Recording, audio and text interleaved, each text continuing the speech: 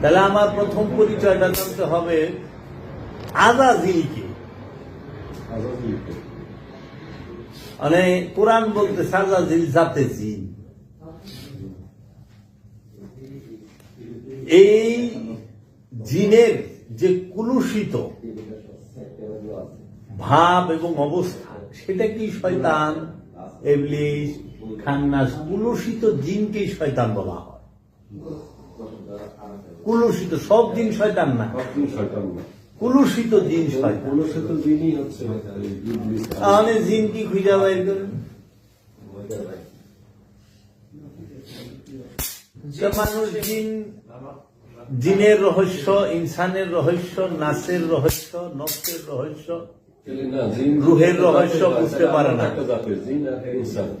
জিন কি মানুষের ডিএনএ সাথে কোনো সম্পর্ক আছে? এটা কইলে কেউ বিশ্বাস করবো না। জিন কি এখন আমি যদি কই আপনারা একজনও বিশ্বাস করবেন, হয়তো হ হ করবেন, কিন্তু শতভাগ মানে নিতে পারবেন। এখন এটা সাধনা করেন, আপনি টের পাওয়া যাবেন জিনকে, ইনসানকে, নফসকে। কারণ এগুলো রহস্য জগতের বিষয়, এটি গবেষণার বিষয়, এটি সাধনার বিষয়, এটি আবাদতের বিষয়। আবাদত করি হইল আত্মপরিচয়ের জন্য, আবাদত করি হইল আত্মবোধির জন্য, আত্ম উপলব্ধির জন্য। আবাদত করি কার জন্য? সেটা হইল নিজেকে পবিত্র করার জন্য, আত্মশুদ্ধির জন্য। আমি যদি আমারই না চিনতে পারি তাহলে আমার মানুষ তার চিনুম যখন আমি শুদ্ধ হব তখন। এখন এটা পরিষ্কার আমাকে দেখা যাবে আয়না দিয়ে। আয়নায় যদি ময়লা থাকি কিভাবে দেখবো? প্লেট অপরিষ্কার, অপরিষ্কার প্লেটে কেউ খাবার দিবে না, আর অপরিষ্কার প্লেটে খাবার ডাললে কেউ খাবেও না, খাবারটাও খারাপ হইব। আমাকে চেনা এই কথাটাই তো অনেকের কাছে ক্লিয়ার না, এবং এই কথাটা মানে না। আমি বুঝতেছি কিন্তু বুঝতেছি না। আমার এইরকম উত্তর দিচ্ছে, আপনি যে বলেন নিজেকে চেনে, হ্যাঁ আমি আবার কি আমি তো নিজে চিনি। এই যেমন আমি একজনকে জিজ্ঞেস করছি, সে বলছে আমার চিনার আর কি আছে, এই যে আমার নাম হচ্ছে অমক, আমি খাই দাই ঘুমাই, আমার ছেলে মেয়ে আছে, আমার বাচ্চা কাচ্চা আছে, আমার বয়স হতো, আমি কি কাজ করি। এখন আপনার নাম মনে করেন গোলাম রসুল। হ্যাঁ, আপনার নাম গোলাম রসুল কেমনি হইল? এই নাম না আপনি রাখছেন, না আপনার স্রষ্টায় রাখছে, এই নাম তো আপনার সমাজ আর পরিবার রাখছে, আপনার পরিবারের সদস্যরা রাখছে। গোলাম রসুল নামটা তো আল্লাহ রেখে দেয় নাই, স্রষ্টা রেখে দিছে না। আপনার আগে যে আসলে হ্যাঁ রাখছে, যার কেউই নাই, মা বাপ নাই, কিছু পরিচয় নাই, সমাজ রেখে দেয় তার নাম। আর যার সব আত্মীয় স্বজন আছে, পরিবার পরিজন আছে, তার পরিবার পরিজনে রাখে নাম।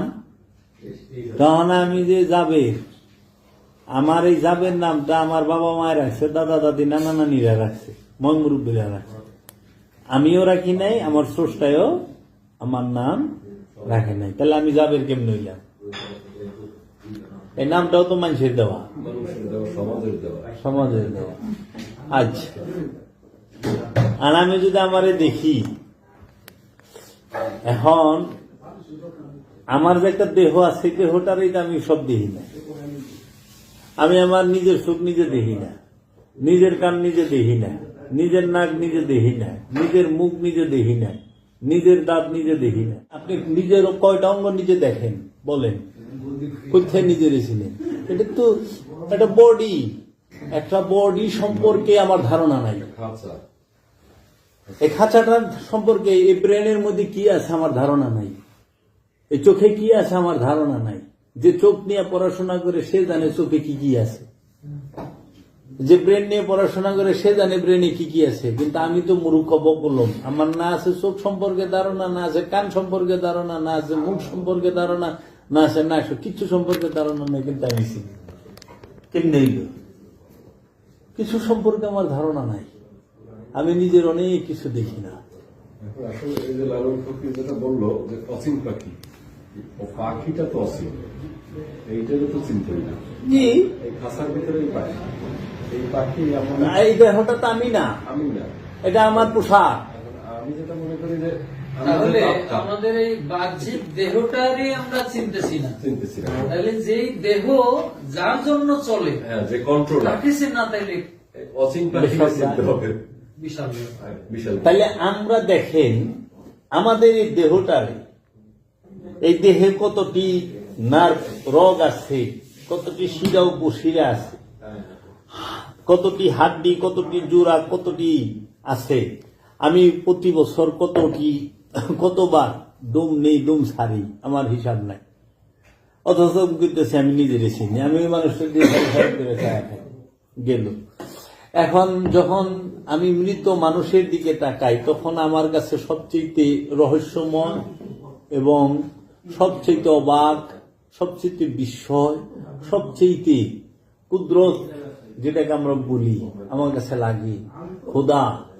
এই মানুষটা মইরা শুয়ে রয়েছে, তারে আমরাই গোসল দিচ্ছি, আমরাই কাফন পরাচ্ছি, আমরাই তার জন্য মাগফিরাত চাচ্ছি, আমরাই কবর খুঁজতেছি।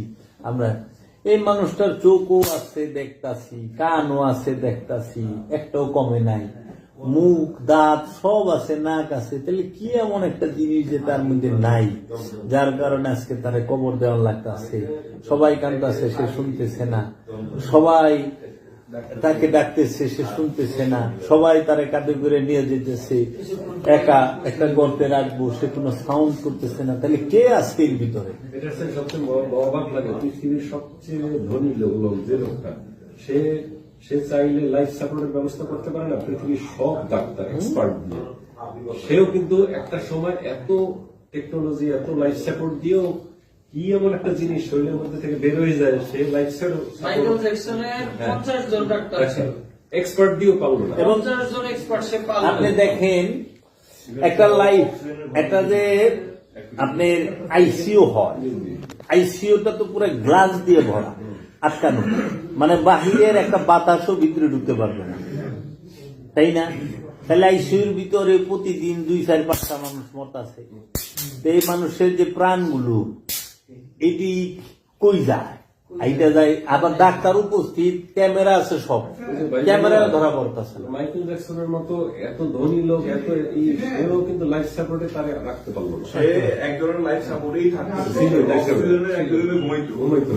মানে তার এই ভয় ছিল যে সে ঘুমালে যদি কাউকে ডাকতে না পারে, যদি তাকে অক্সিজেন সাপোর্ট নিয়ে কিন্তু সে মারা গেছে, সে অক্সিজেন সাপোর্টের ভিতরে, সাপোর্টের ভিতরে তাহলে ওই জিনিস- তাহলে সেই জিনিসটা কি? সেই জিনিসটা কি? আল্লাহ রাব্বুল আলামিন বলতেছেন, ইন কানাত ইল্লা সাইহাতা ওয়াহিদাতান ফাইজা হুম জামিউল লাদাইনা মুহদারুন।